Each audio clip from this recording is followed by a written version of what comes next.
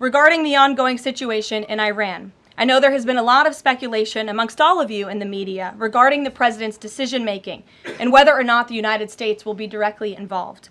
In light of that news, I have a message directly from the president, and I quote, "Based on the fact that there's a substantial chance of negotiations that may or may not take place with Iran in the near future, I will make my decision whether or not to go within the next 2 weeks."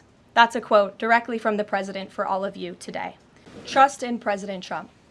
President Trump has incredible instincts, and President Trump kept America and the world safe in his first term as president in implementing a peace through strength foreign policy agenda. And with respect to Iran, nobody should be surprised by the president's position that Iran absolutely cannot obtain a nuclear weapon. He's been unequivocally clear about this for decades, not just as president, not just as a presidential candidate, but also as a private citizen. I am not tracking that on Mr. Witkoff's travel schedule, but I can certainly check in with him to be sure.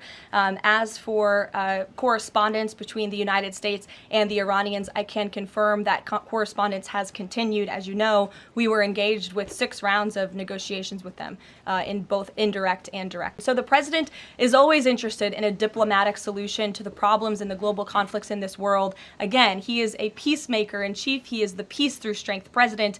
And so if there's a chance for diplomacy, the president's always going to grab it. But he's not afraid to use strength as well, I will add. Sure, the president's top priority right now is ensuring that Iran cannot obtain a nuclear weapon and providing peace and stability in the Middle East.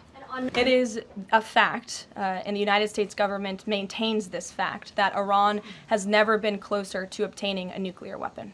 Would the president go to Congress to seek war authority? I'm not going to engage in hypotheticals. I gave you the statement from the president. He'll make a decision within 2 weeks. And are you seeing any signs that China would get involved militarily to support Iran?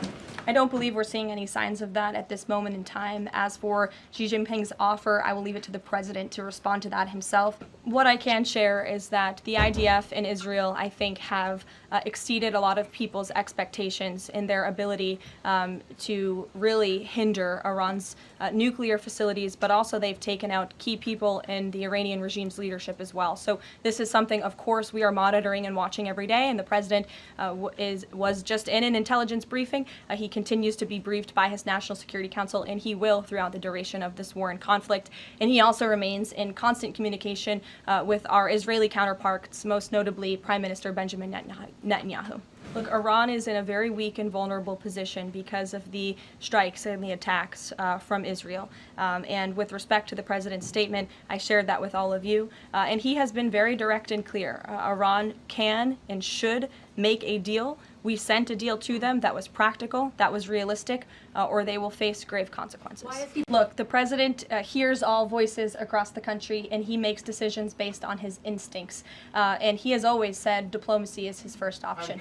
Iran has all that it needs to achieve a nuclear weapon. All they need is a decision from the supreme leader to do that. And it would take a couple of weeks to complete the production of that weapon, which would, of course, pose an existential threat not just to Israel, but to the United States and to the entire world. See you later. Thank you.